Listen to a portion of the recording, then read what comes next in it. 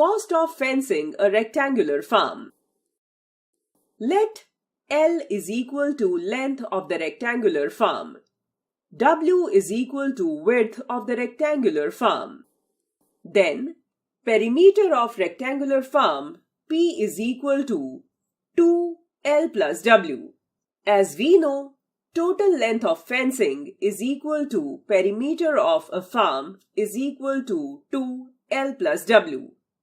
Suppose the cost of fence per meter is equal to rupees Z. Then the total cost of fencing is equal to Z multiplied by P is equal to Z multiplied 2L plus W. We can calculate total cost of fencing of a rectangular farm in AI Connect also. To do so, create a project in AI Connect. In it, create a basic coding activity. Then, do the following coding and click on Run button. We can also calculate the total cost of fencing on a land shaped like a square, rectangle, or a circle. Nearly all mathematical problems can be solved using coding blocks in AI Connect.